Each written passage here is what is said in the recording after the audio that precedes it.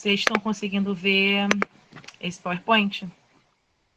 Para mim, está tranquilo. Não sei para os Tá, outros alunos, então tá mas bom. dá para Deixa eu ver. só subir isso aqui. Beleza. Não.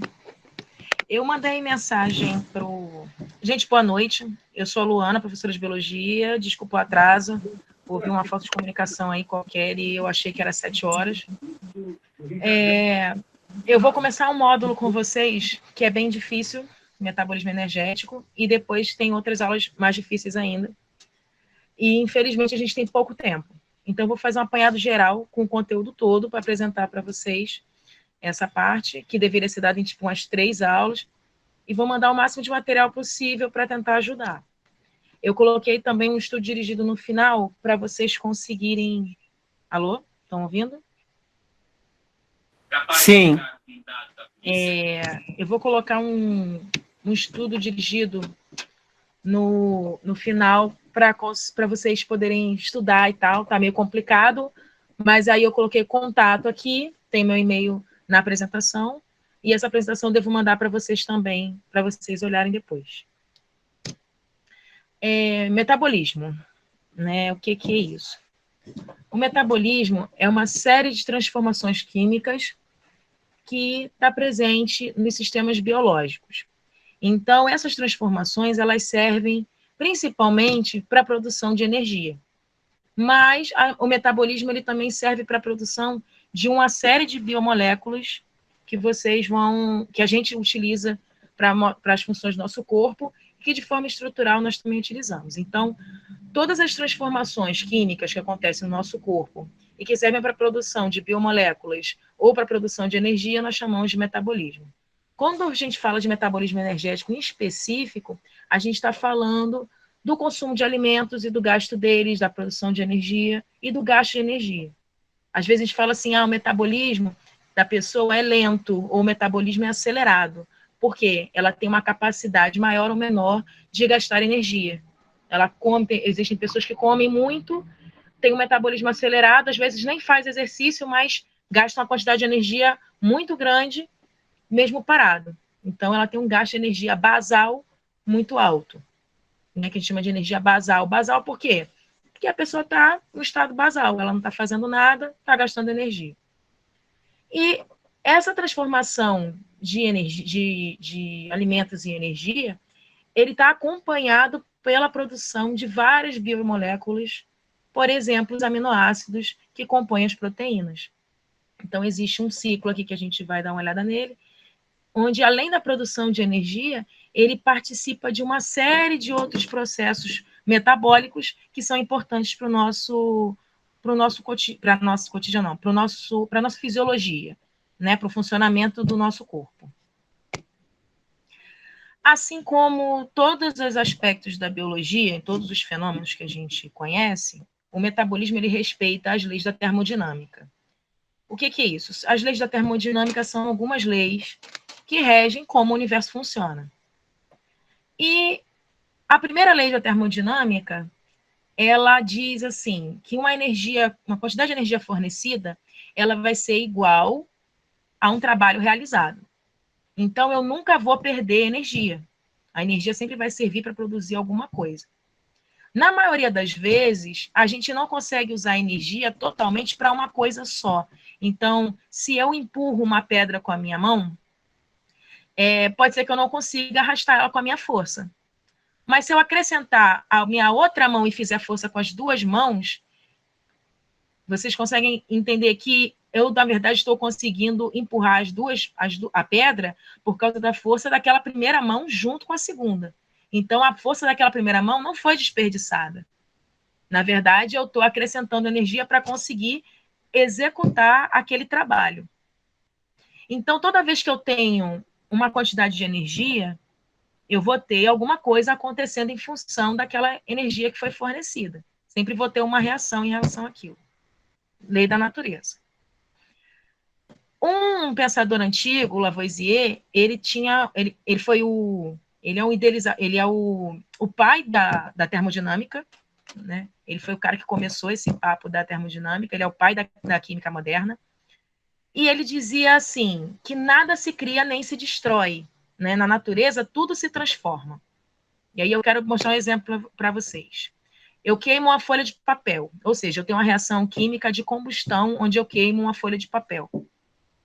Essa reação, ela leva a folha de papel e oxigênio, e eu tenho uma força ali de uma faísca, né, que foi lançada, e esse papel pegou fogo. Quando esse papel termina de pegar fogo, parece que ele sumiu, mas na verdade ele não desaparece.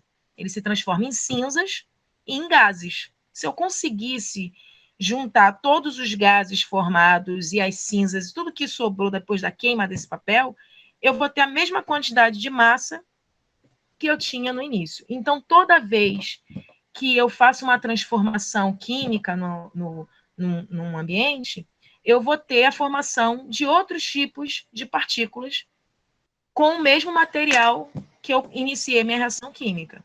Né? Vocês devem estar vendo reações químicas lá, né, com o professor de química. Então, vocês vão ver isso, ou já estão vendo, já devem estar entendendo mais ou menos o que eu estou falando. A gente não consegue destruir nem criar coisas, a gente transforma as coisas. E no metabolismo é justamente isso que acontece. Eu tenho uma transformação química constantemente, e esses ciclos de transformação vão gerar energia que vão ser utilizada pelo próprio sistema para o metabolismo e para outras funções do organismo. Então, repetindo, no nosso corpo, em vez de folha de papel queimada, a gente, na verdade, tem a queima de alimentos. Né? O metabolismo, ele queima alimentos na produção de energia. Então, isso é o metabolismo energético. Esses alimentos, eles são digeridos, transformados em glicose, que é uma partícula, que é um carboidrato simples, é o carboidrato mais simples. E essa glicose vai ser utilizada para a produção de energia química através de um processo chamado respiração. Nos alimentos, a gente sempre tem lá informação nutricional, né? Valor energético, se vocês observarem aqui, ó, valor energético, 92 quilocalorias. Ou seja, 386 kJ. Eu nem sei se essa conta da informação nutricional está correta, né? Porque às vezes vem errado. Mas é mais ou menos isso. A gente tem uma medida em quilocaloria, que é uma medida de calor, que pode ser transformada em joule.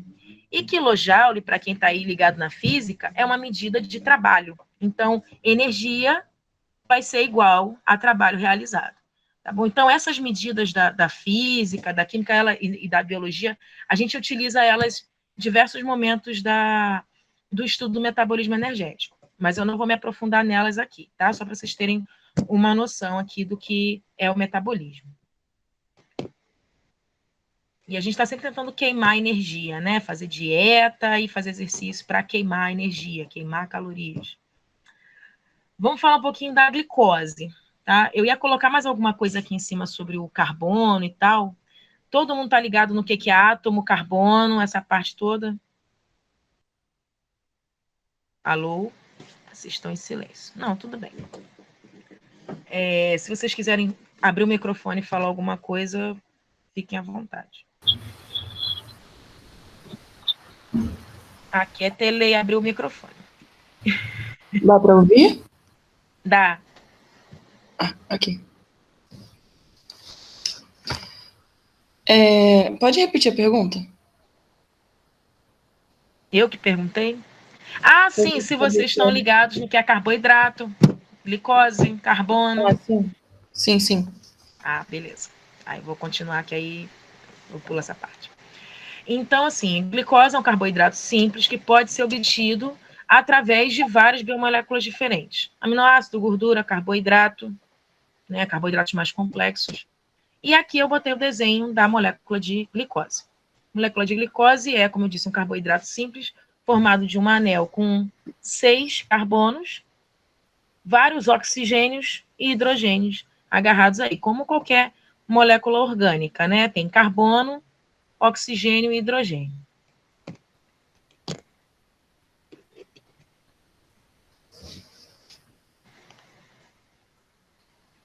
Bom, e durante a respiração é que essa glicose vai ser utilizada na produção da energia química, tá bom? Respiração é a produção de energia química que utiliza a quebra de polímeros de carbono, tá? Para essa para a produção dessa energia.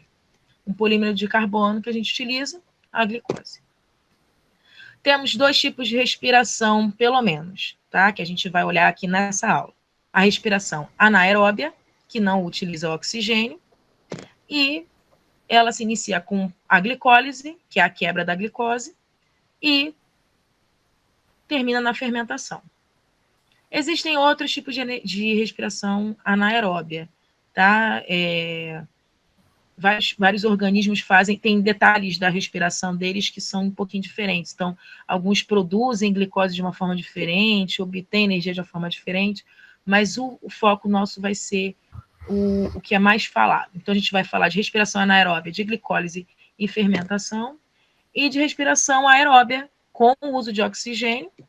Então, a gente tem respirações sem uso de oxigênio e com uso de oxigênio, e com o uso de oxigênio, essa respiração vai ser dependente de uma organela chamada mitocôndria, que vocês já viram na parte de biologia celular. Ela vai se iniciar com a glicólise também, segue pelo ciclo de Krebs, que é a mesma coisa que o ciclo do ácido cítrico, e a seguir vai para a cadeia fosforilativa, que também é conhecida como cadeia respiratória ou cadeia transportadora de elétrons. Cadeira foi boa. O que é a tal da energia química? Tá? A energia química que vai ser produzida a partir da respiração, utilizando a glicose, ela vai ser a produção de uma molécula chamada adenosina trifosfato. A gente chama ela de ATP, que fica mais simples para entender. A adenosina trifosfato, ela tem o formato dessa molécula que eu desenhei aqui, que eu desenhei não, né? Eu peguei num livro de biologia molecular e coloquei aqui para vocês olharem. Então, do lado direito, eu tenho um aro rosa aqui, uma cadeia circular rosa, e uma amarelinha, tá? A amarelinha aqui é de adenina. Essa rosa aqui é uma ribose. Então, eu tenho um açúcar com adenina, e um principal para a gente prestar atenção aqui são esses 3 fosfatos aqui, tá? Então, a adenosina é a adenina com a ribose. E o trifosfato são essas cadeias que estão circuladas de amarelo aqui, tá?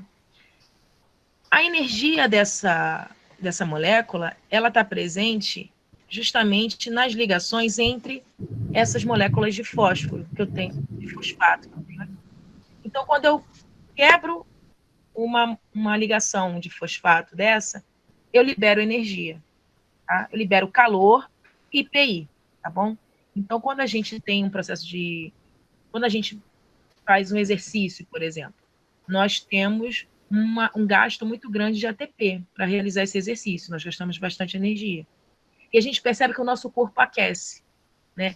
Um dos motivos para isso é porque o ATP libera bastante calor, tá? Quando ele é transformado em ADP. Então, quando eu parto essa molécula, quando eu parto essas ligações, eu libero energia. Então, a primeira vez que eu posso quebrar essa molécula para geração de energia é transformando ela em ADP. Então, primeiro eu tinha trifosfatos, 3 fosfatos. Quebrei de fosfato, fiquei com 2 fosfatos.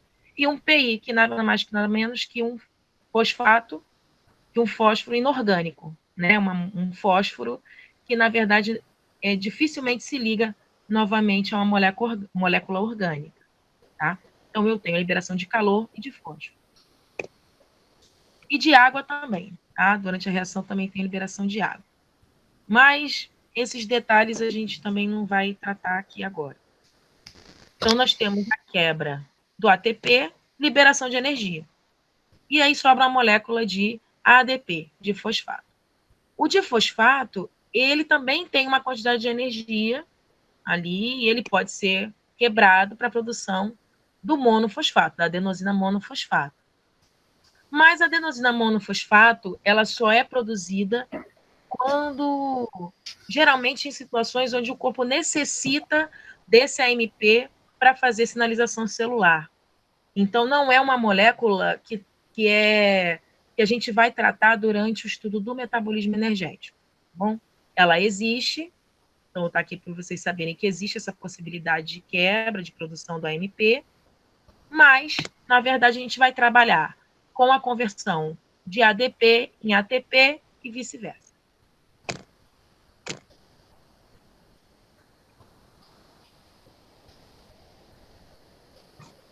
Para a produção do ATP, eu inicio com o processamento da glicose. Então, eu vou ter uma... Oi? Tem alguém falando? E a Não, não. Kathleen com o microfone ligado. Aí tá com um barulho aí. Ah, perdão. É porque eu tô mexendo pela primeira vez no notebook, pelo notebook, Tá aí bom. Valeu. eu vou deixar desligado. É quando eu for falar, que captou muito o som. Beleza. Então, quando a gente vai... Para produzir esse ATP, que é essa molécula energética, como eu disse, a gente precisa de glicose. Então, a gente, na verdade, vai transformar a glicose em energia química. Esse processo começa com a quebra dessa glicose. Então, a primeira quebra da molécula de glicose se chama glicólise. Esse processo ele acontece em todos os organismos vivos. Então, qualquer organismo vivo precisa de glicose para viver e ele quebra a glicose no meio para produzir energia. O processo de quebra da glicose, dessa cadeia aromática de glicose, é um conjunto de 10 reações químicas diferentes. É um monte de reação, é um monte de coisas que acontecem. E que no final de tudo, a gente vai ter a produção de duas moléculas de piruvato, tá bom? Também conhecido como ácido pirúvico. À medida que a glicose tem 6 carbonos, o piruvato vai ter 3 carbonos cada um. Então, tá certinho aqui a equação química. 3 carbonos aqui, 3 carbonos aqui. E os oxigênios e hidrogênios vão sendo distribuídos conforme as reações químicas e a mudança aqui nos tipos de ligação, mas o fato é que eu vou sair de uma molécula de 6 carbonos, desculpa, com 6 carbonos, ela vai passar por um processamento de 10 reações químicas diferentes e que vão levar à produção de duas moléculas com 3 carbonos cada uma. Essa molécula chamada piruvato. Mas, como eu disse, tudo se transforma. E como que essa reação química vai acontecer se ela precisar de energia para acontecer? Né? Reações químicas precisam de energia, precisam de alguma coisa acontecer para que elas se transformem, né? Para que elas transformem as coisas.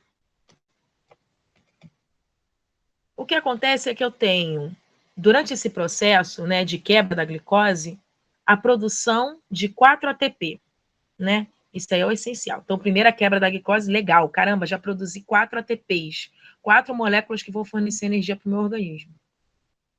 Como é que esse ATP é produzido? Durante a quebra da glicólise, que vai acontecer durante essas reações químicas, eu tenho a união de 4 ADPs com fosfato, com fósforo, no caso, né? 4 ADPs mais fósforos. Como eu disse, o fósforo, né, o PI, ele é inorgânico. Quando uma molécula é inorgânica e ela precisa ser associada a uma molécula orgânica, é necessário que haja um gasto de energia para que isso aconteça, porque não é espontâneo. Né? Não é porque existe fósforo num ambiente que ele vai se associar ao meu corpo sozinho. Eu preciso que aconteça algum tipo de processo com gasto de energia para que essa molécula que é inorgânica, que é um mineral que está ali, um material qualquer que está ali inorgânico, ou seja, que não tem carbono, oxigênio, hidrogênio, ele se associe ao meu corpo. E isso acontece com o gasto de 2 moléculas de ATP. O que acontece é que eu tenho a produção de 4 ATP e o gasto de 2 ATP. Ou seja, no final, a glicólise, ela produz mesmo 2 ATPs.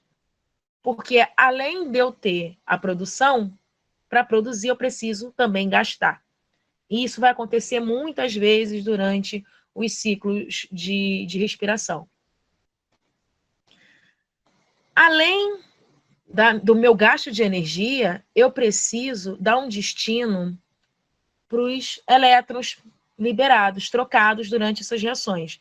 Como eu disse para vocês, realmente eu vou ter 3 carbonos em cada molécula de piruvato. Mas como é que esses carbonos se separaram? Como que o oxigênio foi parar aqui com a ligação dupla aqui, o outro oxigênio com a ligação dupla? Então a gente pode imaginar que houve aqui uma troca de elétrons e prótons entre esses átomos durante essas reações químicas. Mas para a gente fazer essas trocas, a gente precisa de um trabalhador ali que carregue esses elétrons e esses prótons. Então, nós temos 2 moléculas principais na respiração que vão funcionar como carreadores de elétrons, tá bom? O NAD é um dinucleotídeo de adenina. Ai, caramba. Travou aqui.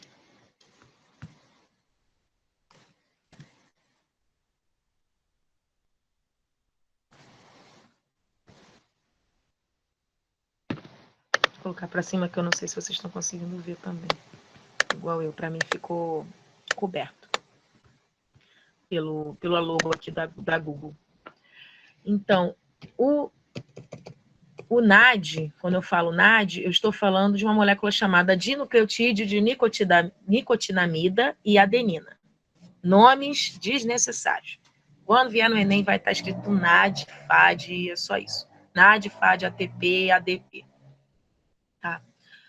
Esse NAD, ele é necessário para carregar aquele hidrogênio ali, ó. Então, aqui eu tenho, de um lado, um NAD mais, ou seja, esse maisinho aqui é porque ele é um íon que está carecendo aqui de alguma coisa, tá eletronegativo, e aí ele se associa aqui com o hidrogênio.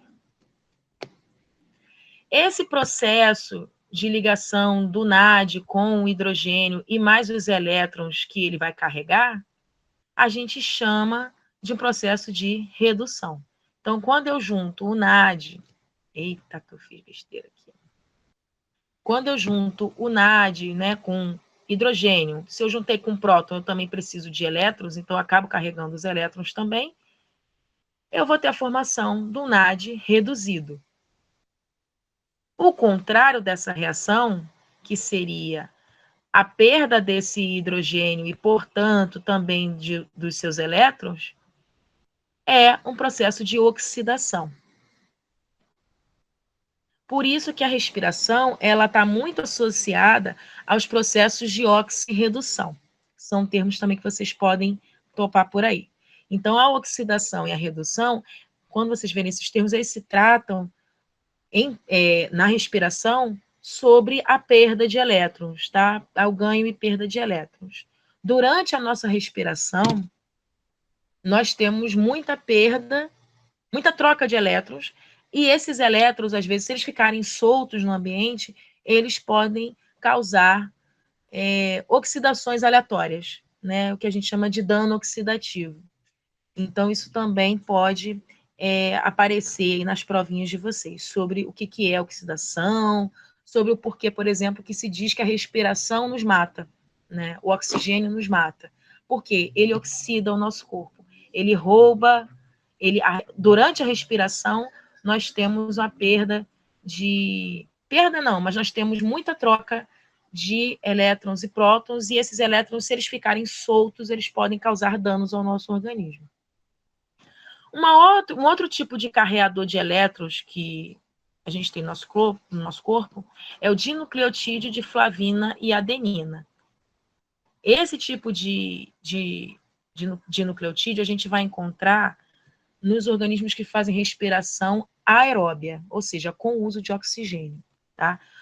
O NAD, ele está presente tanto na respiração sem oxigênio, lá na glicólise e na fermentação, ou também na respiração com oxigênio.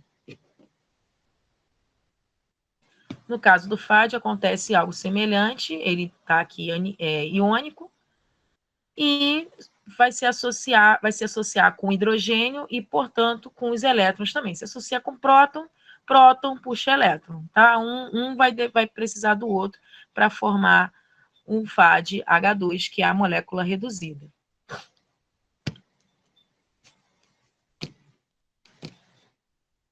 E aí vamos para a segunda fase aí da respiração anaeróbia, que é a fermentação.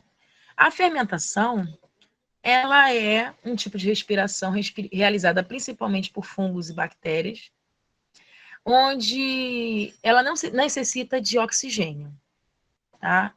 Geralmente, ela é realizada também quando tem pouco oxigênio no meio. É muito utilizada na indústria para a produção de fermento e de álcool. Nas pessoas, né, nós, ou nos animais, nos organismos multicelulares, ela ocorre em alguns tecidos na ausência ou na quantidade muito baixa de oxigênio. Se tiver uma pressão de oxigênio muito baixa, pode ser que o tecido realize fermentação. Então, por exemplo, está fazendo exercício, está usando energia. Aí faltou ATP, mas também não tem oxigênio para fazer respiração. A glicólise está acontecendo. Começa um processo de fermentação, e esse processo de fermentação vai produzir alguma energia, apesar de não ser o suficiente. O problema é que durante essa fermentação são produzidas outras substâncias que podem agredir o tecido, né? Já que esse tecido ele não foi feito para funcionar com fermentação, ele é feito para funcionar com oxigênio. Então, o equilíbrio ali está com o uso de oxigênio. Não tem oxigênio, vai fazer fermentação e vai dar uma cãibra, né? Porque vai produzir um ácido durante essa fermentação que vai tornar essa fermentação dolorosa. Aqui do lado, eu tenho um exemplo clássico de fermentação, que é com o uso da Saccharomyces cerevisiae, né? Que é o fermento de pão, né? A levedura. Então, aqui eu tenho uma levedura dentro de um potinho com água, né? Ela dá essas bolinhas aqui de ar dentro, né? Quando a gente coloca a levedura dentro. Não sei quem já teve a experiência de fazer pão ou bolo aí, com um fermento fresco, né? Levedura, e observou que vão se formando bolhas de ar dentro do fermento ou da massa que você tenha colocado a levedura. Isso acontece porque essas leveduras elas estão respirando através do processo de fermentação e liberando gás carbônico. Esse gás carbônico vai formando essas bolinhas. Além disso, durante o processo de fermentação, ela produz o etanol, o álcool. Então, vai produzir. Então, nesse meio aqui, eu vou ter gás carbônico, que vai produzir essas bolinhas, e álcool também. E aí, dependendo do tipo de objetivo que você tiver, você pode produzir realmente bebida alcoólica, combustível, ou simplesmente fazer um pão e deixar ele crescer. Tá? Aqui embaixo eu tenho a imagem de microscópio das leveduras. Então, elas microscópicas aqui, pequenininhas, espaço entre elas aqui, tá? Mostrando esses micro-organismos que realizam fermentação. As leveduras, elas possuem núcleo, elas são capazes de respirar com o uso de oxigênio, mas elas realizam principalmente essa função de fermentação aqui, principalmente quando abafado, né? Ou seja, se não tiver oxigênio, elas se viram muito bem realizando fermentação. Por isso que quando a gente faz pão, você tem que abafar o pão, para que haja a menor quantidade possível de oxigênio e essas leveduras sejam forçadas a respirar por fermentação, produzam bastante gás carbônico e realizem o crescimento dessa massa, né? Ou seja, a formação desses espacinhos, assim, essas bolinhas de gás carbônico. Como eu disse, na fermentação, aqui está o título errado, fermentação. Tá? Um dos tipos de fermentação que a gente tem é onde existe a síntese de álcool e gás carbônico, ou seja, CO2. Tá? A fermentação que leva à excreção de CO2 e etanol, ela se inicia com a glicólise. Essa glicólise vai gerar uma ATP, e para que haja geração de ATP e transformação dessa glicose em piruvato, eu preciso de um carreador de elétrons, tá bom?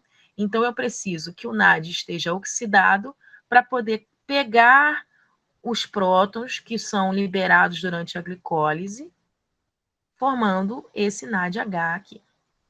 Tá? E aí, esse NADH ele precisa ser reciclado. E aí que vem a outra parte magnífica da respiração. Tá bom?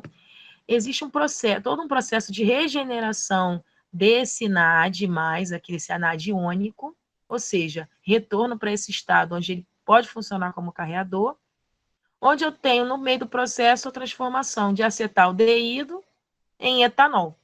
Então, o piruvato, depois de produzido, ele precisa também de um destino. Ele é transformado em acetaldeído, numa molécula chamada acetaldeído, tá bom? Onde ocorre a perda do gás carbônico. O acetaldeído é uma molécula com 2 carbonos apenas, e a seguir é formado o etanol.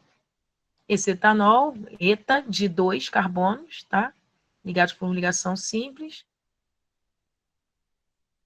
e ol de álcool, tá? OH aqui de álcool. Então, vai formar etanol e CO2.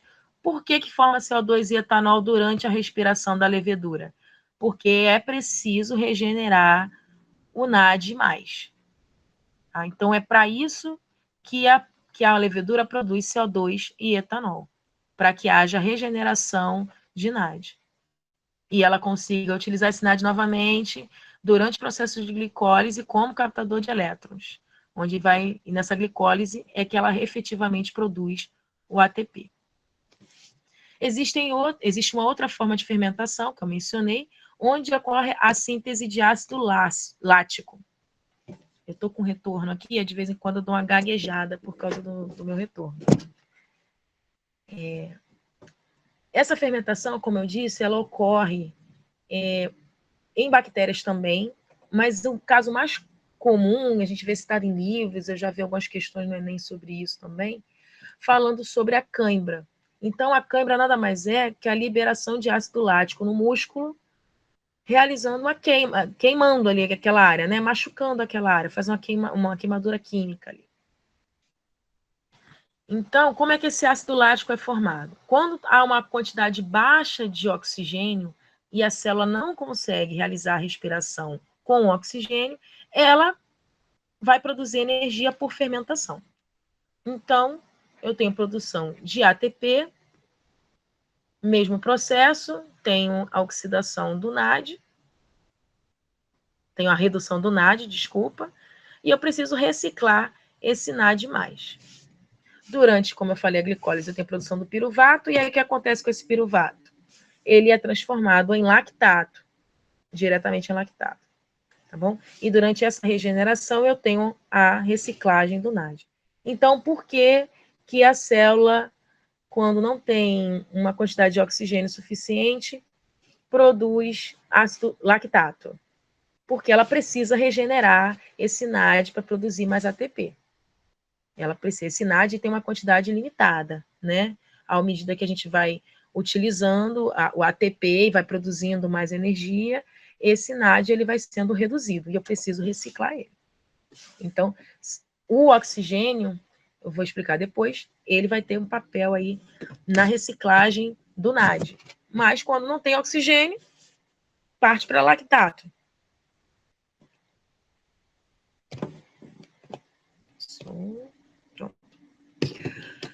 Outro tipo de respiração é a respiração aeróbia, né? Então, eu falei até agora de respiração sem oxigênio.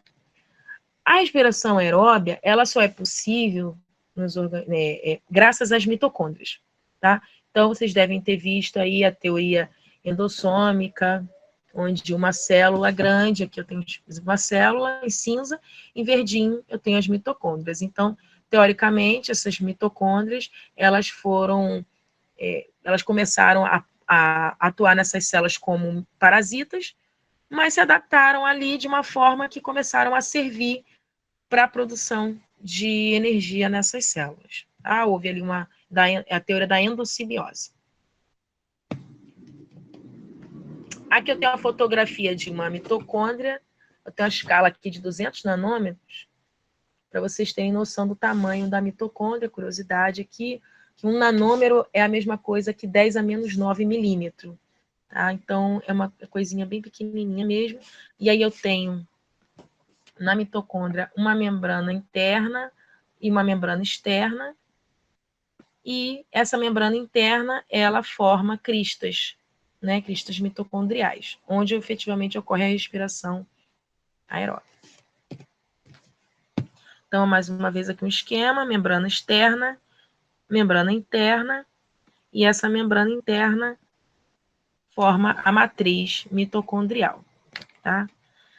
A matriz mitocondrial, se a gente conseguisse aproximar isso no microscópio, né, eu tentei fazer uma aplicação aqui, a gente veria as cristas mitocondriais, tá bom? Então, essas voltas que a gente vê aqui, formando a matriz mitocondrial, isso não são as cristas. As cristas, na verdade, são pequenas cristas que formam a matriz.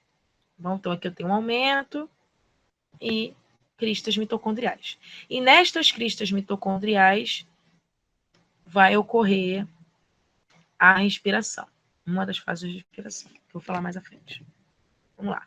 Revisando. Então, nós temos açúcares, polissacarídeos, gorduras também, que são transformadas em ácidos graxos. Tudo gordura, tá, gente? Processamento, aqui metabolismo de gorduras e metabolismo de açúcares. E, no caso dos açúcares, eles podem ser transformados em glicose, eles vão ser transformados em glicose, essa glicose se transforma em piruvato, e o piruvato em ácido aqui, que vai ser utilizado pela mitocôndria para realizar a respiração. Como eu disse, glicose não é a única fonte de energia que a gente também pode utilizar a gordura, tá? No caso da gordura, existe um metabolismo que ocorre de forma um pouquinho diferente, são reações químicas diferentes, que as gorduras vão ser transformadas em ácidos graxos, os ácidos graxos vão ser processados na mitocôndria e também vão ser transformados, olha aqui, nessa molécula chamada acetil-CoA. Então, o piruvato e os ácidos graxos podem ser transformados em uma molécula chamada acetil-CoA para poder ser utilizado pela mitocôndria para a produção de energia com o uso de oxigênio. Por que esse trabalho todo, se a gente podia só fazer fermentação? Porque a respiração com o oxigênio, a gente tem uma quantidade de energia muito maior, né? Então, a gente produz lá 2 ATPs, 4 ATPs na glicólise. Então, a gente produz 4, consome 2, fica com 2. Enquanto, numa respiração completa, na mitocôndria, a gente vai ter, a partir de uma molécula de glicose, tipo mais de 30 ATPs. Se a gente conseguir o ciclo todo certinho, a gente vai ter mais de 30 ATPs. Então, é um processamento que vale a pena. Tem um trabalho ali, tem uma organela a mais, a gente vai ter uma série de reações a mais acontecendo dentro dessa mitocôndria, mas que vai valer a pena em termos energéticos, que vai ter um aproveitamento muito maior daquela molécula de glicose. Bem?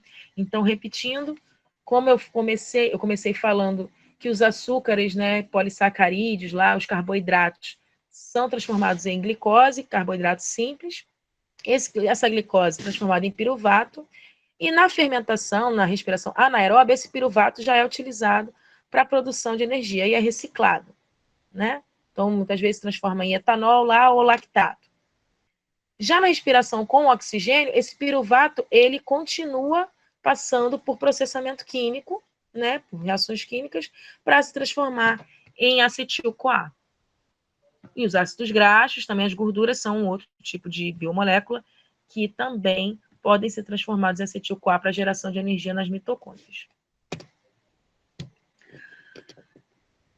Por que eu tenho que transformar ácido pirúvico em acetil-CoA? Porque o acetil-CoA ele vai entrar no ciclo de Krebs, tá bom? Que é o ciclo do ácido cítrico ou do citrato. Tá? O citrato é uma das substâncias produzidas durante esse ciclo. E o que esse ciclo tem de importante? Tá? Ele vai ser responsável pela reciclagem, pela redução do NADH e do FADH.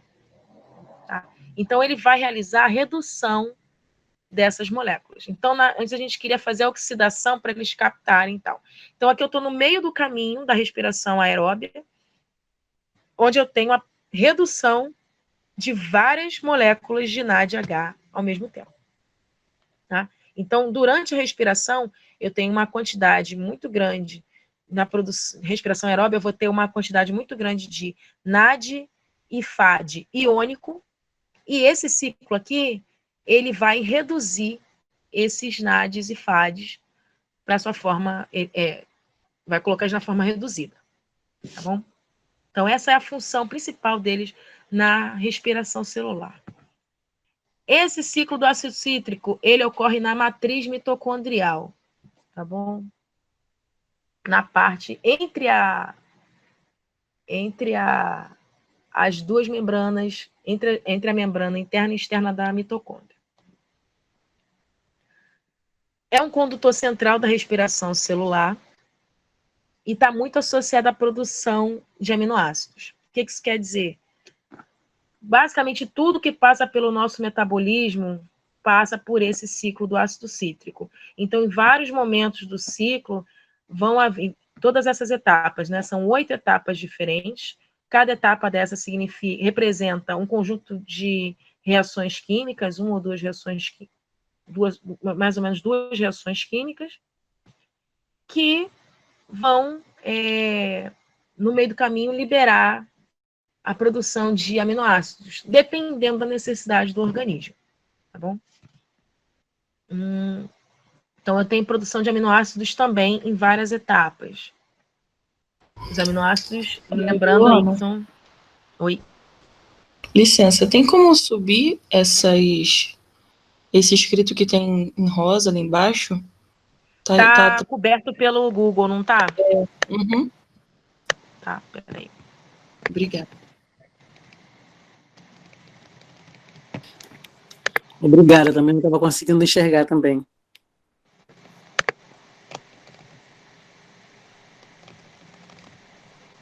Então, vocês veem a mesma coisa que eu, que às vezes eu acho que vocês estão vendo diferente, mas é a mesma coisa. Agora deu para ver, né? Então, aqui embaixo eu tenho essa legenda rosa, é o resultado líquido, né? Ou seja, a conta final. No final, o que eu tenho sobrando aqui do ciclo do ácido cítrico? Né? Cada volta do ciclo produz 3 moléculas de NADH, uma molécula de GTP e uma molécula de FADH2, e libera 2 moléculas de CO2. Como eu falei lá no início, né, é tudo transformação. Então, na verdade, eu nunca vou perder nenhum átomo de carbono, nem de oxigênio, nem de hidrogênio. Eles vão se transformando em moléculas diferentes. Então, no meio do caminho aqui eu tenho a produção de água, onde eu vou ter o aproveitamento do hidrogênio e do oxigênio. E durante o caminho a gente vê aqui que a acetil-CoA, né, que partiu do piruvato, então tinha glicose foi partida em piruvato foi transformado em acetil-CoA, e o acetil-CoA tem 2 carbonos. Tá? O que é essa CoA aqui? A CoA é uma enzima, tá? Que vai auxiliar que essa molécula entre nesse ciclo. Eu vou mandar um material para vocês sobre enzimas separado dessa aula aqui. Na próxima semana eu envio para vocês. Então, a gente começa aqui com 2 carbonos. Aí, essa molécula com 2 carbonos se associa a uma molécula de 4 carbonos, formando uma molécula com 6 carbonos. Esses 6 carbonos seguem na cadeia e tem a liberação aqui de CO2, ou seja, perdeu um C, perdeu um carbono, vai para 5 carbonos. Continua avançando, formando NADH, perde mais CO2, mais gás carbônico. Aí passa para 4 carbonos. Passa mais uma fase, e aí eu tenho uma coisa aqui nova, né? GTP. Tá? O GTP, ele é uma molécula de energia semelhante ao ATP. Então, quando vocês olharem ciclo de Krebs, ciclo do ácido cítrico em outros livros ou na internet, algumas vezes vocês vão encontrar uma inscrição aqui, em vez de GTP, vai estar escrito ATP. tá bom? São moléculas semelhantes de produção de energia, então eu não vou entrar nesse mérito também, mas vocês podem entender que aqui eu tenho produção de uma molécula de ATP, né? Ou semelhante ao ATP. Uma só, né? Depois disso tudo, só produz uma. Mas vamos seguir.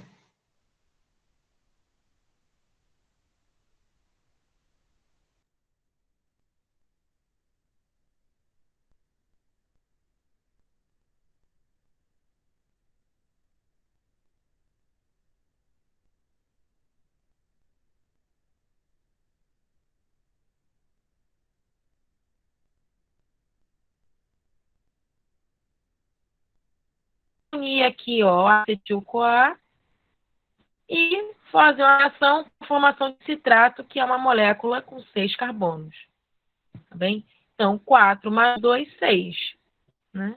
Então, é um ciclo. Né? E durante esse ciclo, eu vou ter a redução do NAD e do FAD, ou seja, a reciclagem dos meus carreadores de elétrons. Como eu disse, os elétrons eles não podem ficar soltos, por isso que eu preciso dos carreadores. Se os elétrons ficarem soltos, por aí eles causam vários estragos. Então, vamos seguir. E agora vamos para a parte onde a gente efetivamente produz energia na Luana, respiração com oxigênio. Luana, Diga. Luana, você pode voltar um pouquinho, que você ficou sem áudio por um tempo, as pessoas estão pedindo no chat, mas você não está vendo. Ah, desculpa. Onde é que eu parei? Aqui? No ciclo, um pouquinho antes, assim, no começo. Ah, tá. Então, o ciclo, no começo, tipo, de tudo, Não, assim, quando você estava falando da mudança da aí, que quantidade vai de passando carbonos. de 4 para 5, assim, aí ficou um tempo sem áudio. No Sim. ATP. Ah, aqui no ATP. Então, eu tenho uma variação do número de carbonos, né? Dependendo da molécula que é formada. Eu vou perdendo CO2 aqui e aqui. E aí tinha 6 carbonos, perdi o CO2, formei um CO2, perdi um carbono. Fiquei com 5 carbonos. Formei mais um CO2, fiquei com 4 carbonos. E eu tenho produção de GTP aqui. Aí eu disse que em alguns esquemas que vocês vão ver na internet ou em livros sobre o ciclo do ácido cítrico, pode aparecer, no lugar de GTP, ATP, pois é uma molécula semelhante, também rica em energia. Então, o GTP, ele vai ser, para a nossa aula, assim, a gente pode entender que ele é semelhante ao ATP, porque ele também é uma molécula, que faz parte do metabolismo energético, contém uma alta energia química. Tem 3 fosfatos aqui, vão ser quebrados e utilizados para a produção de energia. E eu prossigo no ciclo com 4 carbonos, e ainda vou ter mais uma redução aqui e aqui, uma de FAD e uma de NAD. Vou continuar com 4 carbonos. Chegou no final do ciclo, eu tenho 4 carbonos aqui, vai chegar um acetil-CoA com 2 carbonos, 4 mais 2, 6. Né? Formei o citrato. E nessa formação aí, com a formação do citrato, começa tudo de novo. Né? Então, o objetivo desse ciclo para a respiração é reduzir os carreadores de elétrons. Tá? A gente precisa que esses carreadores estejam assim, ó, reduzidos, cheios de hidrogênio presos a eles. E por que a gente precisa de tanto hidrogênio? Né, de tanto carreador de elétrons carregando hidrogênios para que a gente realmente consiga produzir energia, tá? ATP. Então, lá na membrana interna, lá naquelas cristas mitocondriais, nós vamos encontrar vários sistemas de produção de energia. São sistemas como esse aqui que eu estou mostrando para vocês, nesse desenho super lindo que foi eu mesma que fiz. Pode não estar assim muito perfeito, vocês vão encontrar melhores em livros, na internet, em vídeos, mas esse aqui está bem explicativo, tá? Aqui eu tenho uma membrana plasmática. Todo mundo está familiarizado com a membrana plasmática? Então, aqui, ó, uma bolinha azul com duas perninhas amarelas. Bolinha azul, a cabeça hidrofílica. Essas perninhas amarelas são a cauda hidrofóbica. E aí, quando eu tenho duas moléculas como essas aqui, elas ficam viradas uma para a outra. Então, a parte oleosa fica junto e a parte que se associa à água fica para o lado de fora. Então, eu tenho uma membrana plasmática cortada ao meio. Vocês conseguiram entender isso? Que tem gente que tem dificuldade ou não viu isso ainda ou não entendeu. Vocês conseguem entender isso bem? Tá? Então, na membrana, deixa eu voltar lá na crista, que eu não coloquei um esquema sobre isso.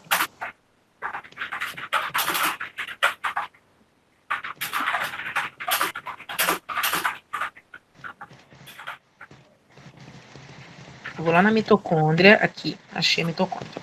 Então, aqui eu tenho as minhas células, mitocôndrias dentro da minha célula, estão cortadas no meio. Aqui eu tenho outra mitocôndria cortada no meio. E aqui, ó, dentro da mitocôndria, eu tenho essas reentrâncias da minha membrana interna, tá? E aqui no esqueminha desenhado amarelo fica melhor. Tem as reentrâncias aqui, e essas reentrâncias formadas pela minha membrana interna, elas têm esse formato aqui, se eu conseguisse aproximar mais o microscópio, né? De cristas mitocondriais. E inserido nessas cristas mitocondriais, eu tenho aquelas bolinhas coloridas que eu coloquei lá no meu esquema. Então, aqui eu tenho uma sequência de bolinhas, aqui eu tenho mais uma sequência, aqui eu tenho mais uma, mais uma. Então, ao longo dessa crista, que é uma crista formada por membrana plasmática, eu tenho,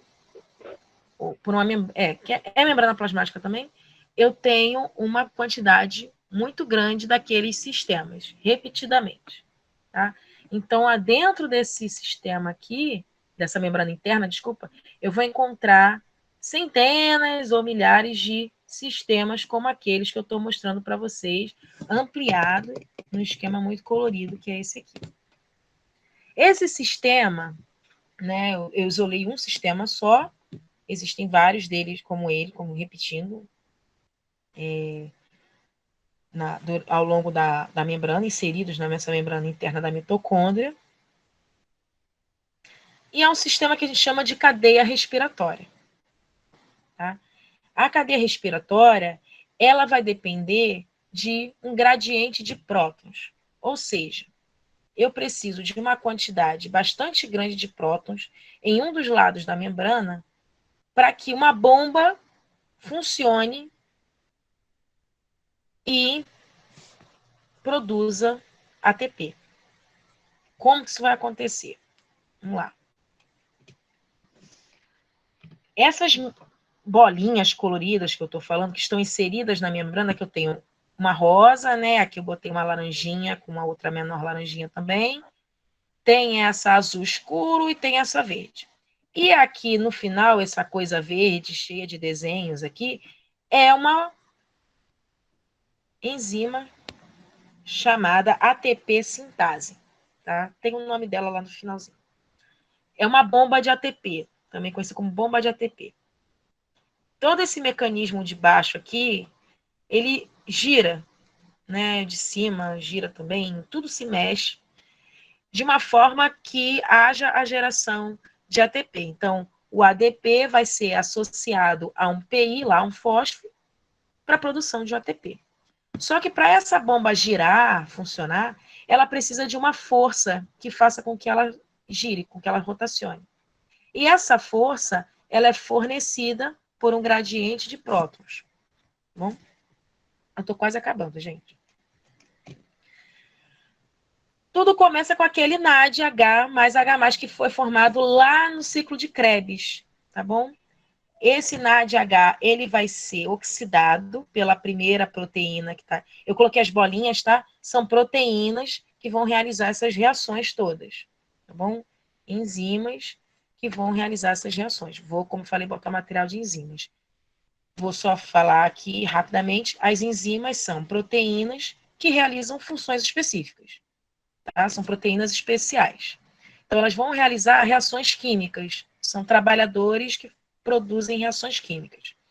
Então, essas enzimas aqui, cada uma tem um nome e tudo mais, vocês não precisam saber agora. Então, essa primeira enzima aqui, essa que eu desenhei em rosa, ela vai oxidar o NAD. Com que objetivo? Liberar o próton de hidrogênio. Liberou o próton de hidrogênio, esse próton de hidrogênio vai ser carregado para fora da membrana. Então, eu tenho ali o interior da membrana interna da mitocôndria, né, onde vai ocorrer essa reação, e esse próton vai ser lançado para o outro lado. Quando eu tenho liberação de próton, eu também tenho liberação de elétron.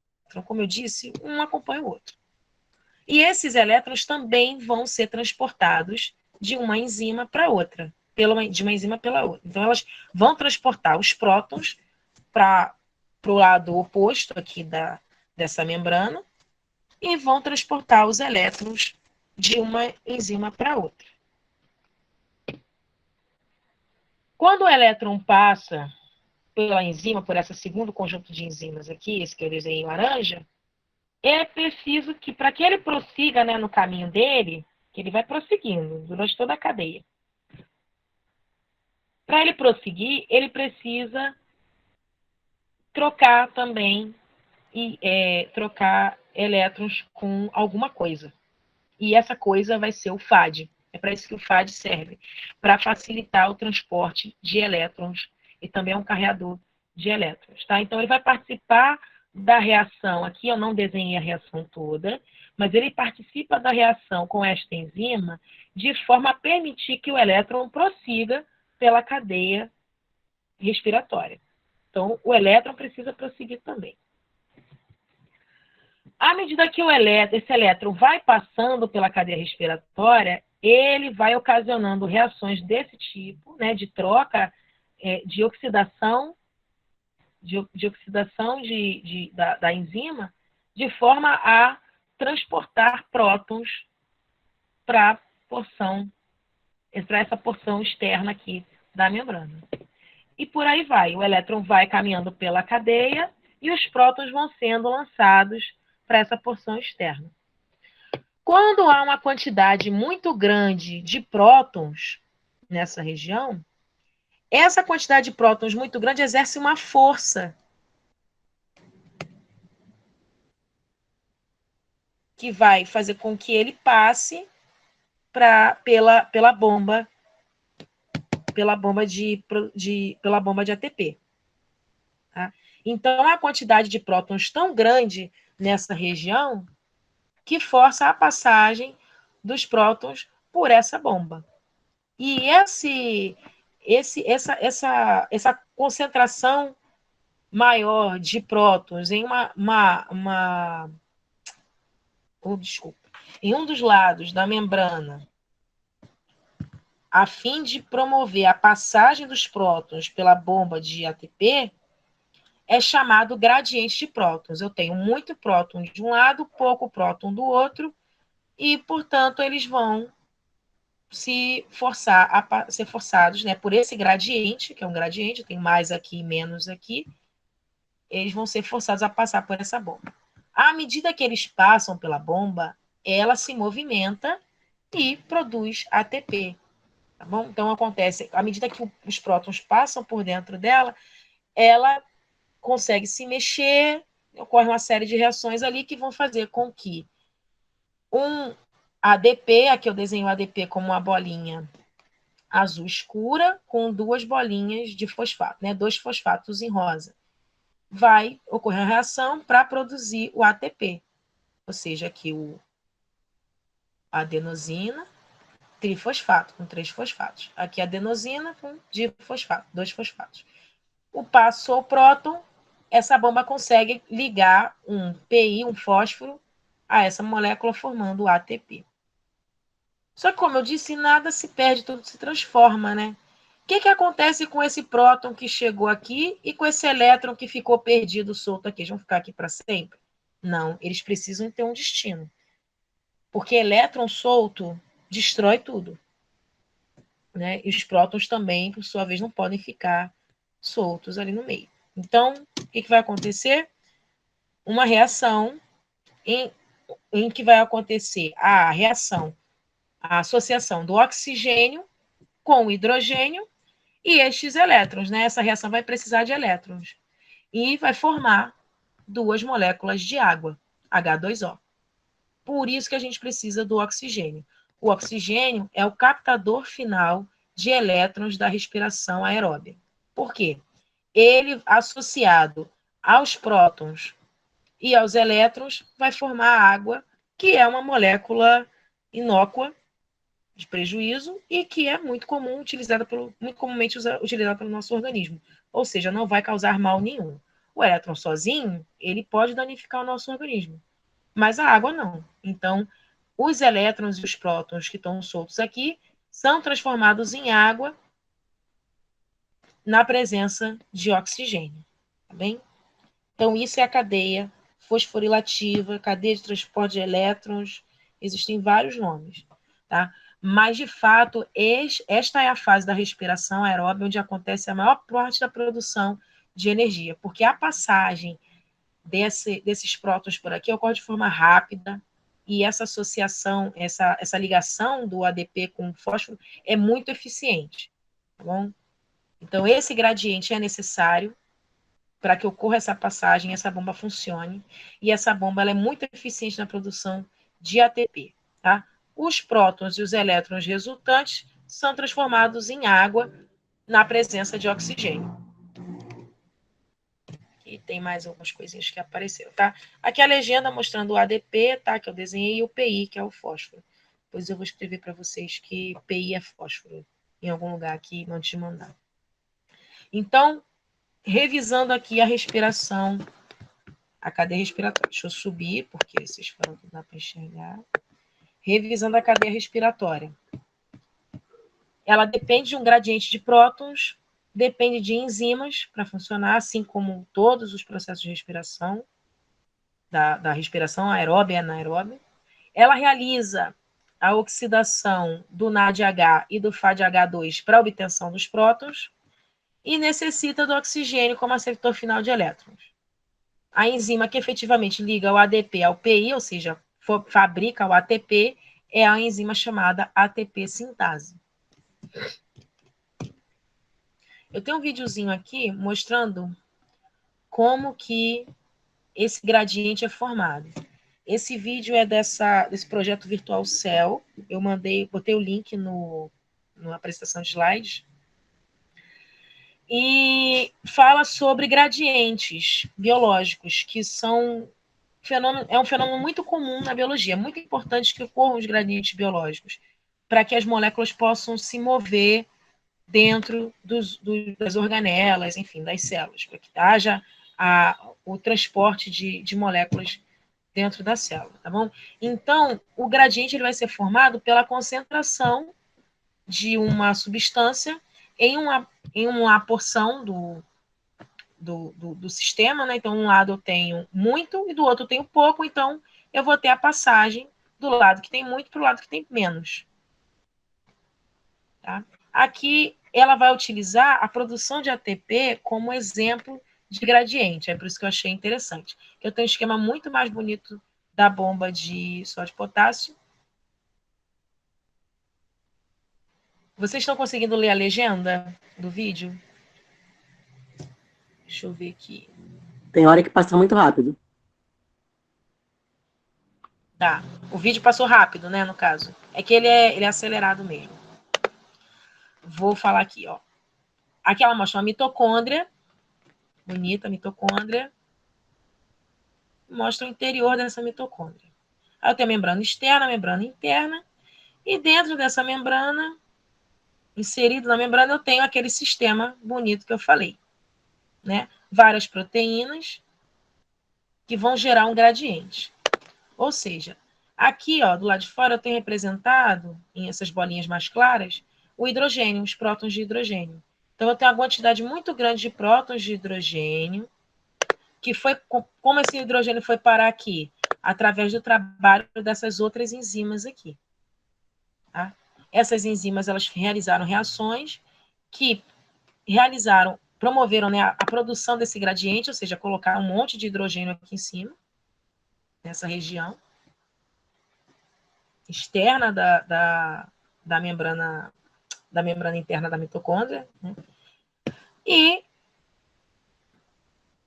por causa desse gradiente, dessa alta concentração, os prótons são transportados para o interior dessa bomba de ATP. Então, aqui tem um esquema mostrando perfeitamente como que isso acontece. Né? Um maquinário para a produção de ATP. Então, os prótons entram no espaço da matriz. Olha lá, ocorre uma rotação dessa proteína. E à medida que as reações vão ocorrendo,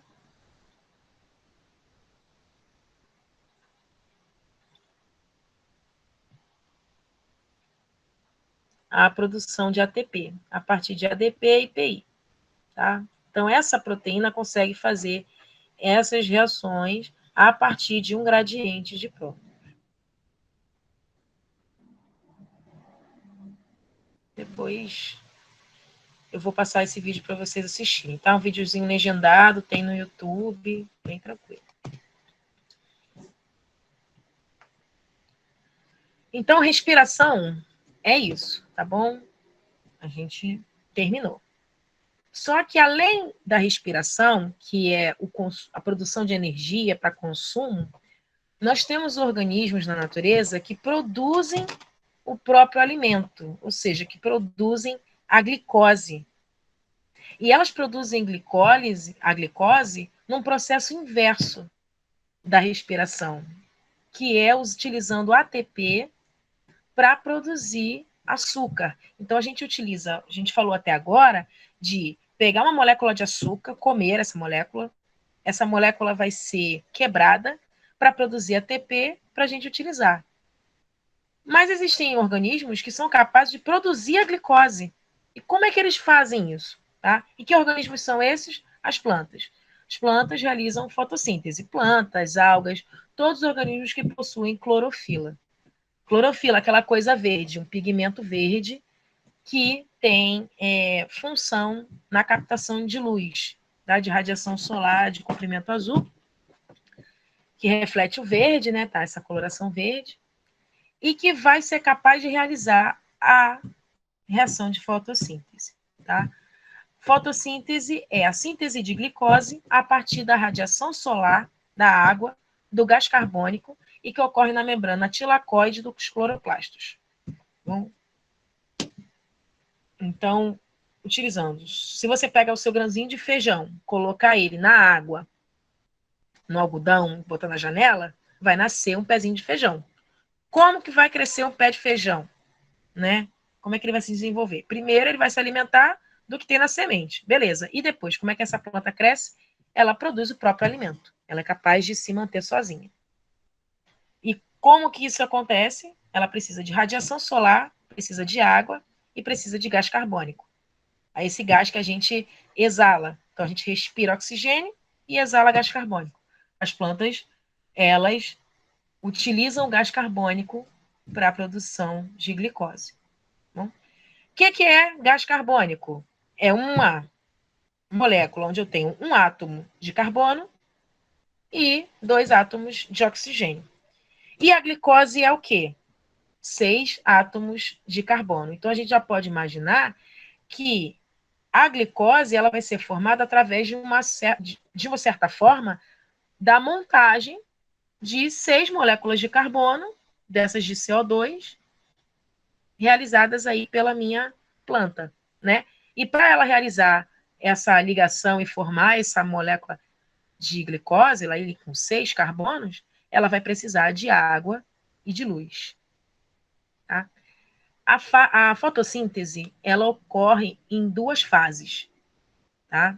E, além disso, o carreador de elétrons dela é diferente da respiração. É o NAD-P. É um NAD com fósforo.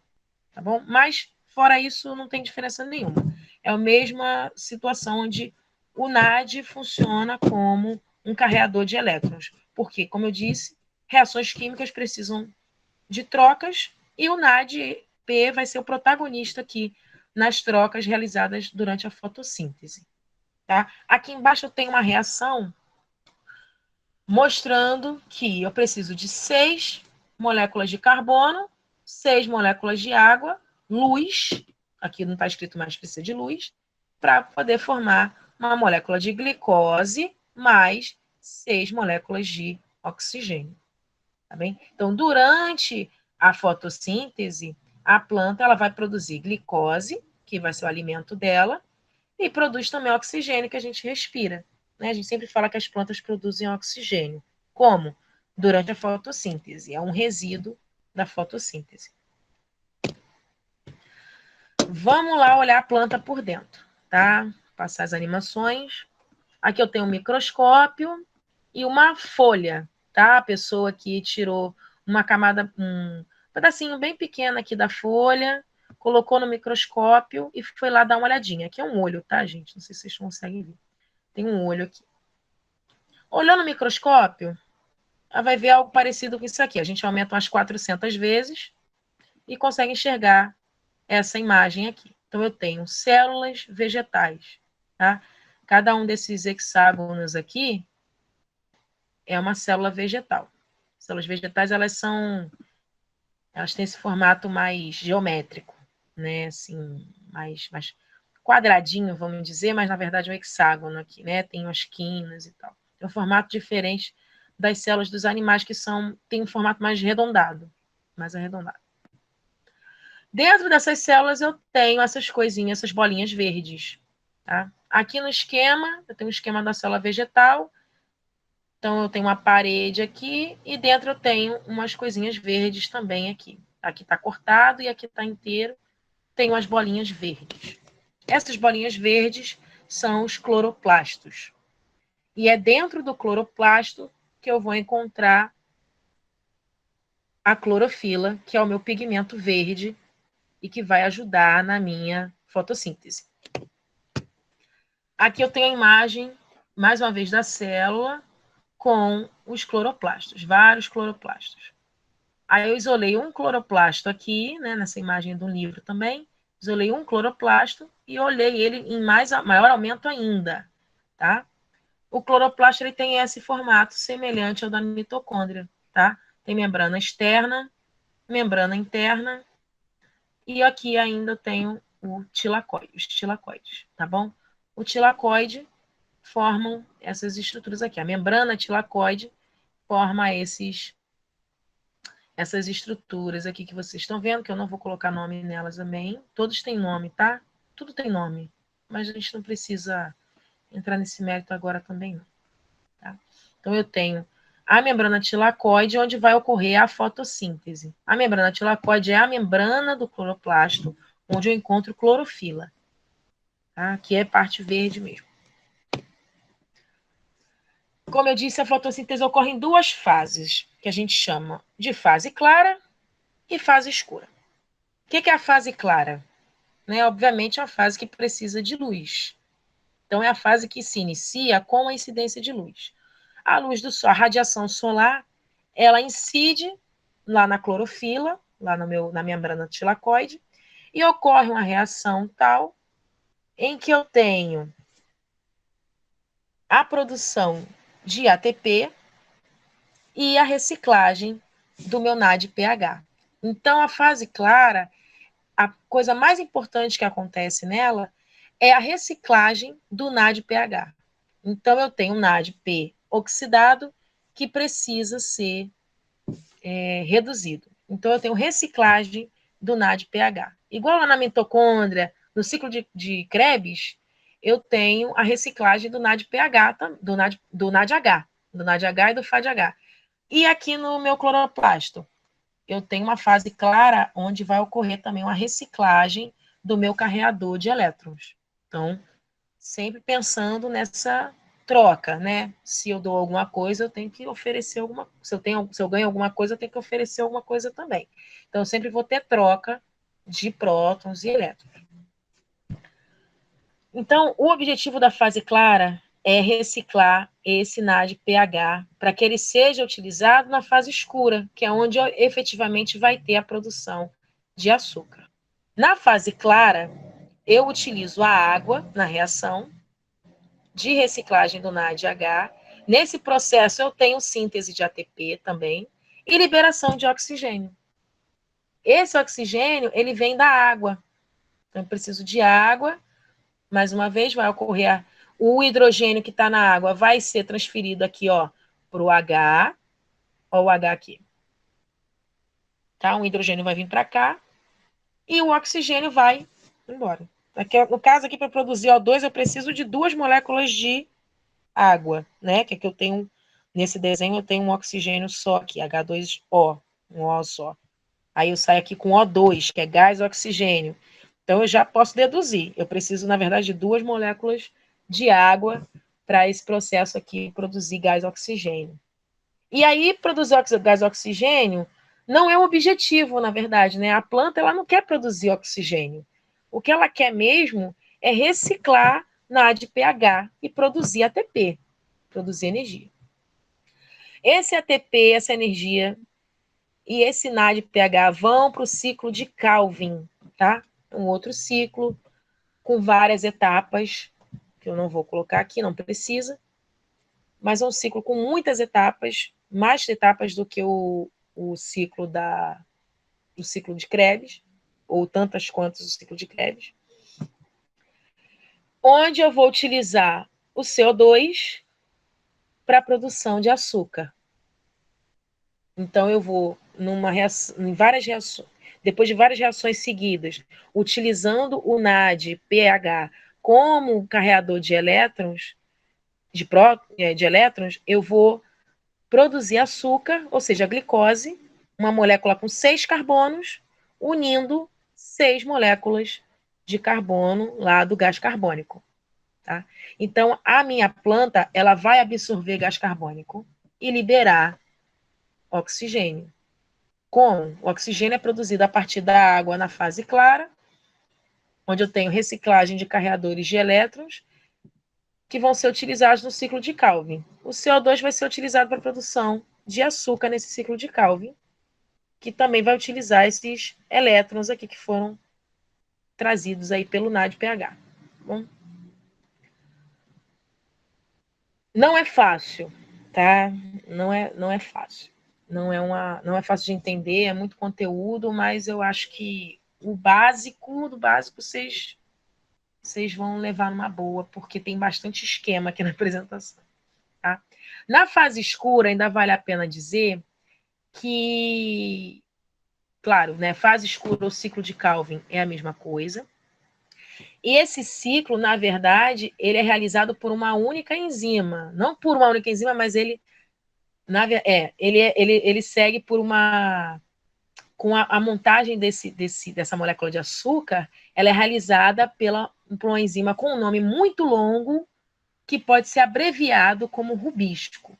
Então, a enzima rubisco, ela vai realizar a fixação desses átomos de carbono para formar o precursor da glicose, o gliceraldeído 3-fosfato. Ou seja, uma molécula com 3 carbonos. E aí, 2 moléculas de gliceraldeído 3-fosfato vai dar origem a uma de glicose, que tem 6 carbonos. Então, primeiro eu tenho CO2, que vai ser, 6 CO2 vão ser fixados lá pela rubisco, de 3 em 3. Então, ela vai fixar 3, depois fixar mais 3, e esse gliceraldeído formado vai ser utilizado para a produção de glicose. Bom, então, na verdade,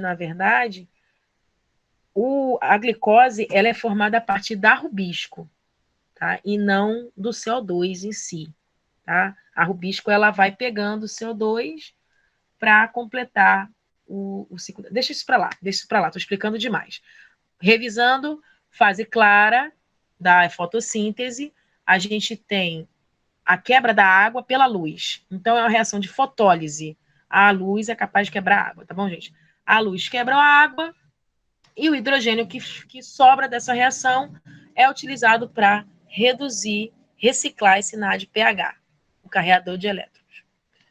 Quando quebra a água, o hidrogênio vai para o carreador de elétrons e o oxigênio é liberado em forma de gás oxigênio. Então, durante a fase clara, eu tenho produção de oxigênio. Na fase escura, na verdade, eu tenho um ciclo de Calvin, que é realizado pela enzima rubisco, e que vai utilizar o gás carbônico para a produção de açúcar, tá bom? De glicose. Tudo isso vai ocorrer no cloroplasto. Importante, as plantas, elas produzem nessa fotossíntese o próprio açúcar, mas elas também respiram. Então, as plantas, a maioria delas, elas produzem o açúcar em grande quantidade durante o dia, quando tem luz do sol, e à noite não tem luz do sol, mas é o horário que elas respiram mais, tá bom? Então, elas têm os cloroplastos e as mitocôndrias. Nos cloroplastos, elas produzem a glicose, e nas mitocôndrias, elas respiram, tá? Então, ocorre a glicólise, e nas mitocôndrias vai ocorrer o ciclo de Krebs e a cadeia respiratória, elas vão respirar normalmente como os outros organismos. Aqui eu tenho uma lista de páginas que eu tenho para sugerir para vocês. Tem Brasil Escola e Mundo Educação, que são páginas bem batidas. Tem aqui alguns vídeos do YouTube, inclusive aquele vídeo que eu coloquei. E tem um site onde vocês encontram várias animações de biologia. Pena que a maioria delas está em inglês, mas vocês podem encontrar no YouTube essas animações com legenda. Então, tem vários vídeos que foram legendados e lançados no YouTube também. Então, vocês têm que procurar mesmo.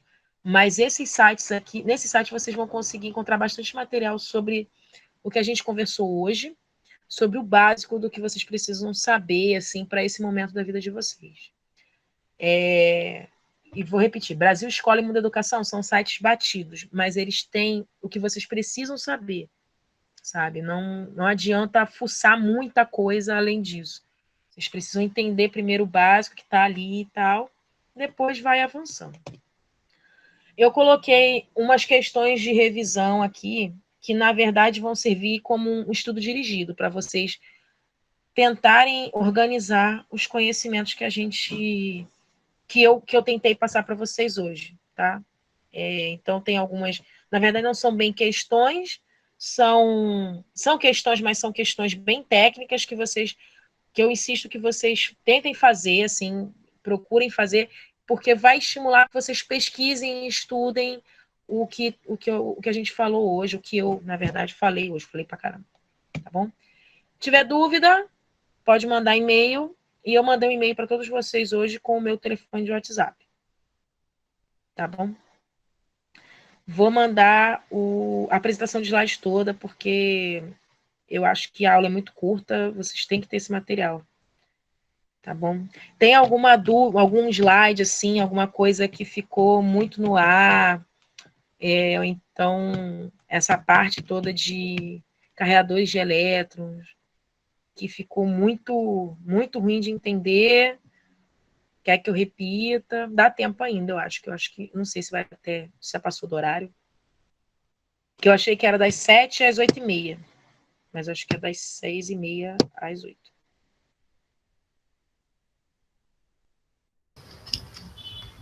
Luana, eu fiquei com bastante dúvida sobre essa parte do ciclo do ácido cítrico. Sim. Então, o ciclo do ácido cítrico, deixa eu colocar aqui, voltar um pouquinho nas mitocôndrias. O ciclo do ácido cítrico, ele se inicia assim que o piruvato entra na mitocôndria, tá? Então, a glicólise, ela ocorre no citoplasma celular. Já o ciclo do ácido cítrico em diante, né, do que eu falei em diante, ocorre, então, inclusive fermentação também ocorre no citoplasma. Agora, o restante Não está aparecendo a apresentação aí para vocês, né? Tá sim. Tá? Agora que caiu. Mas estava. Ah, não. A Vai, minha agora dúvida era a foi. mesma da Kathleen. Ah, tá bom. Apareceu de novo aí? Calma aí. Tá aparecendo a apresentação? Calma aí. Não é essa. Essa aí. Estão vendo aí as mitocôndrias? Sim. Ah, tá bom. Então, e aí o ciclo do ácido cítrico e a cadeia respiratória vão ocorrer dentro da mitocôndria. O ciclo do ácido cítrico ocorre aqui, ó, entre a membrana externa e a membrana interna. Tá bem? Para ele acontecer, o piruvato, né, essa molécula que vai ser processada durante esse ciclo, precisa ser ativada, vamos colocar assim. E aí ela é associada com uma enzima. Como eu disse, as enzimas elas são proteínas que promovem as reações químicas. Eu vou mandar um material de enzimas para vocês. A gente tinha que ter tido aula de enzima também. As enzimas são proteínas que elas facilitam reações químicas. Tá? E como eu falei, para que essa molécula entre nesse ciclo, ela precisa de uma forcinha. E a acetil-CoA é que vai dar essa forcinha para ela entrar o CoA, né, no caso, que vai dar a forcinha para ela entrar no ácido cítrico. Ou seja, é uma enzima que vai facilitar a entrada da. Não facilitar, simplesmente, vai permitir a entrada dessa molécula de piruvato no ciclo do ácido cítrico. Então, o piruvato deixou de ser piruvato, na verdade, sofre uma reação, se transformando em acetil-CoA, e esse acetil-CoA vai passar por uma série de processamentos por outras enzimas. Então, quando eu falo etapa 1, 2, 3, 4, 5, 6, 7, 8, na verdade, eu estou falando de enzimas. Existem enzimas aqui que vão realizar reações de ligação e quebra de gás carbônico. Por que essas enzimas vão realizar isso? São processos que ocorrem naturalmente, são termodinamicamente espontâneos. Quando não é um processo espontâneo, acontece essa questão de ter uma enzima que facilite essa. Todas as reações são realizadas por enzimas, mas existem algumas enzimas que facilitam ainda mais a reação química, promovem a reação química. Então, a etapa 1, ela é realizada por uma enzima que vai ligar o acetil-CoA ao oxalacetato, que é uma molécula de 4 carbonos. Então, vai ligar uma molécula de 2 carbonos a uma molécula de 4, formando uma de 6 carbonos. Essa molécula de 6 carbonos, que é o citrato, o ácido cítrico, ela vai ser processada por uma outra enzima e vai ser transformada num outro tipo de molécula de 6 carbonos.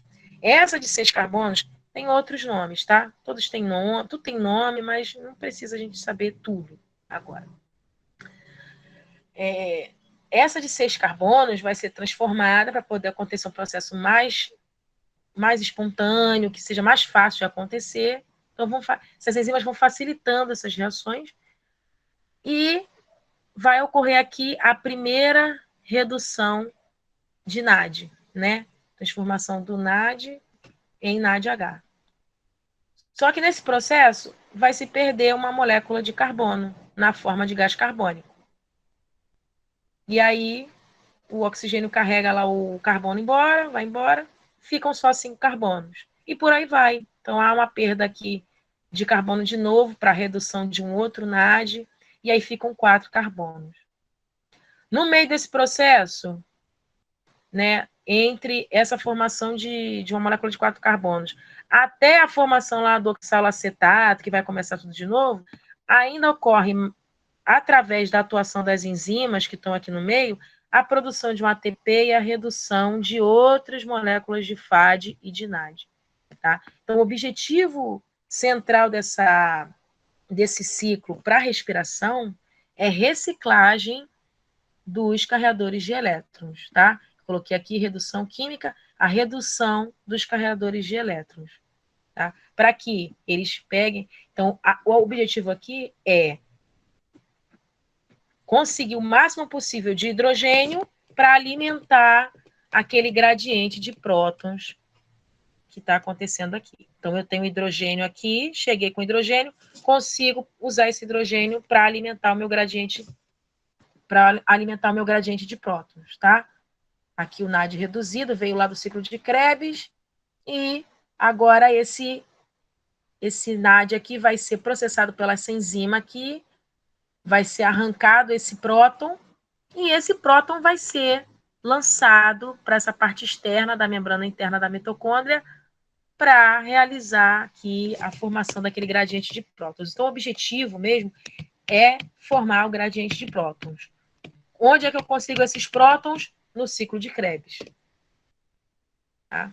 Através de uma série de reações químicas que utilizam, que é realizado por várias enzimas diferentes. E essas enzimas vão ter a função principal desse ciclo, produzir essas moléculas ricas aí em prótons de hidrogênio.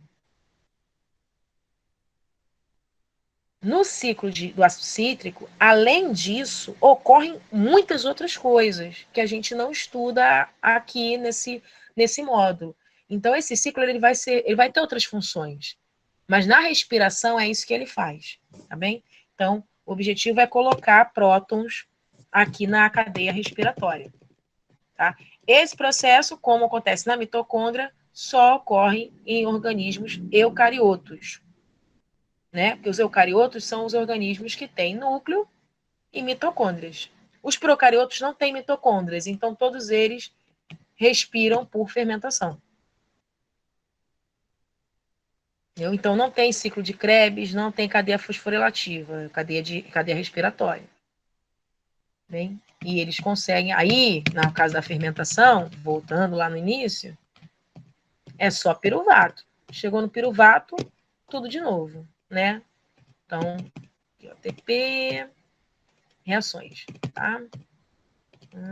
Fermentação aqui. Reação de fermentação.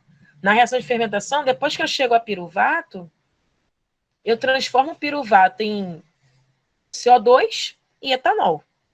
Transforma ele em acetaldeído, libera o CO2, o carbono, e libera etanol. Já na respiração aeróbia, onde eu tenho oxigênio, tenho cadeia respiratória, eu tenho também um ciclo de Krebs, que vai me fornecer NADH suficiente para produzir um gradiente lá na cadeia respiratória. E esse piruvato, ele não vai entrar nessa cadeia como piruvato, ele vai ser transformado em acetil-CoA para conseguir lá na mitocôndria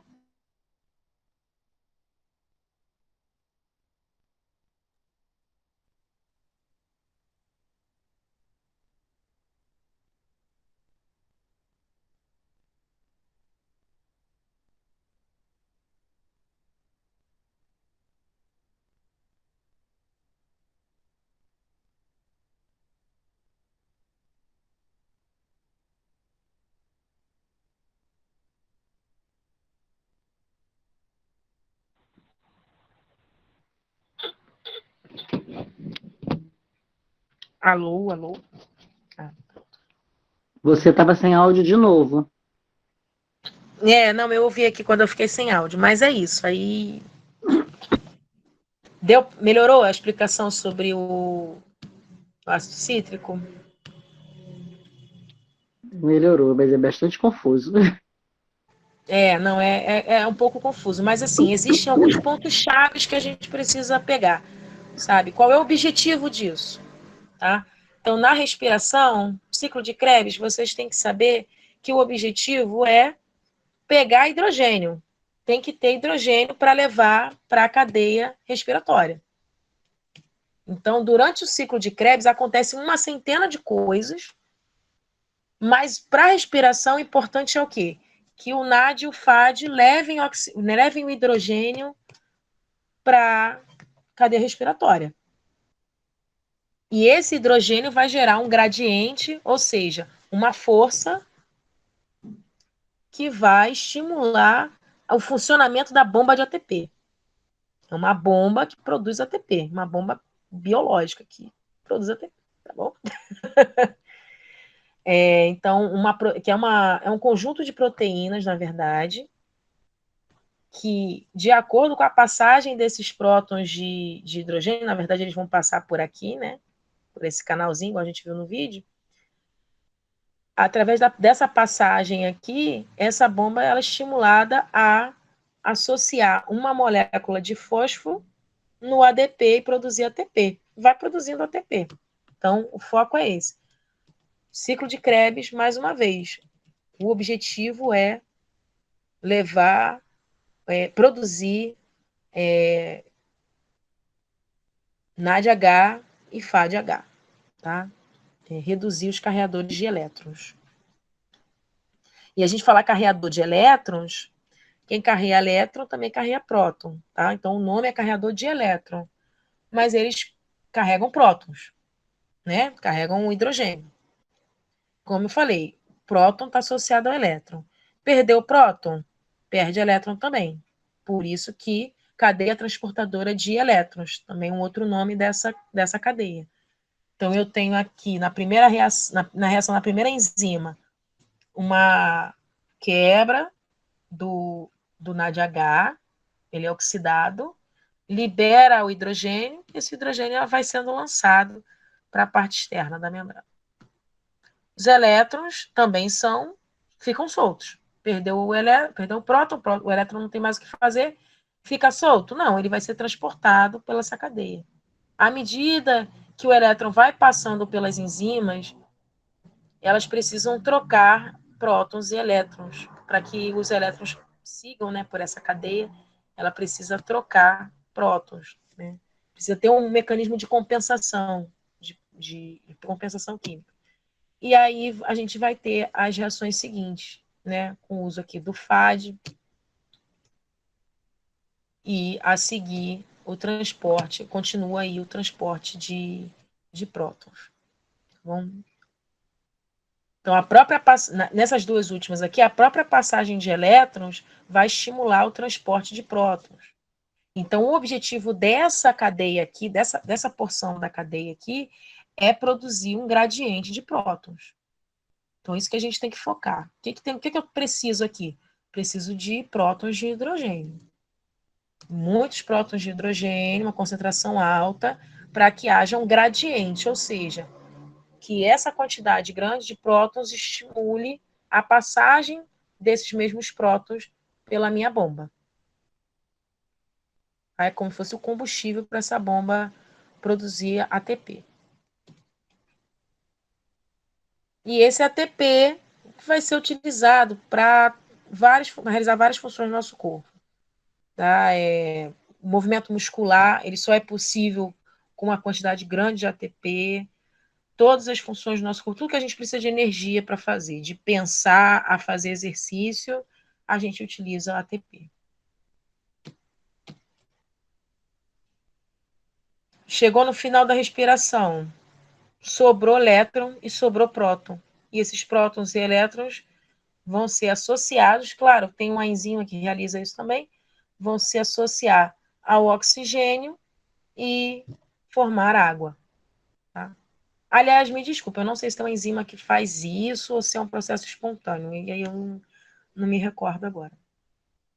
E aí você tem a produção de água no final desse processo. Tá? Então, é basicamente isso. Tá? Aqui tem um resuminho do que é necessário para a cadeia respiratória. O videozinho, tá? Vou mandar para vocês o vídeo separado. E é isso. Fala aí, gente.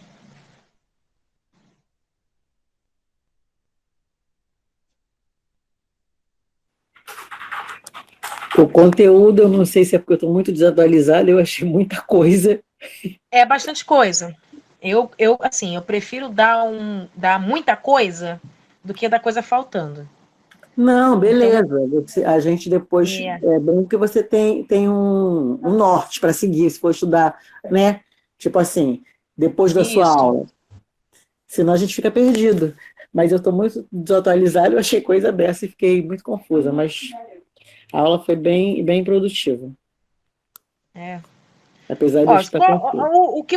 O que tiver confuso, o que é termodinâmica? Esse negócio de Lavoisier, que esse cara É mais ou o menos isso. papel, o metabolismo, sabe? Porque eu coloquei muita coisa, eu resumi muita coisa. Então, tiver qualquer dúvida existencial, pode me chamar no WhatsApp. Eu coloquei o número lá no e-mail que eu mandei para vocês. Vocês receberam? Eu nem olhei, depois eu vejo. Eu mandei agora de tarde. Aí dá uma Então, beleza. Então, olhadinha. E meu Obrigado. telefone está lá. Se não conseguir ver, deu algum problema, os meninos do projeto, eles sabem qual é o meu telefone. Aí pode pegar Beleza. com eles e entrar em contato comigo pelo WhatsApp, Beleza. tá? Aí eu deixei aquelas questões lá no final, Uhum. que é já para poder guiar vocês durante o estudo, assim, tipo, mais ou menos o que eu tenho que saber, Aham. né? Por exemplo, o que é metabolismo? Explica o que é metabolismo. Uhum. Não sei o que é. Vai me perguntar, conversar E a comigo. gente procura, né, em outras fontes. Procure outras fontes, estuda, mas vai servir mais ou menos de norte para para É vocês isso que eu tô saberem falando. como Foi um estudar. conteúdo grande, mas pelo menos tem uma grande ajuda, né? Não é fácil, não é fácil. Me deram uns pepinos aí para eu trabalhar com vocês, que é fogo, tá bom? Mas estudem Obrigado, bastante, que vai Alane. dar tudo certo. Obrigado, Não Alane. é assim, é difícil porque é muita coisa, mas aos pouquinhos, se for resolvendo a questão de cada vez aos pouquinhos, são só 20, uma hora acaba. Tá certo. Tá bom? Obrigado. Então encerrou, né? Isso, encerrei. Então tá bom. Boa noite que eu vou sair, tá? Um beijo para você. Tchau. Para todo mundo aí, boa noite. Boa noite.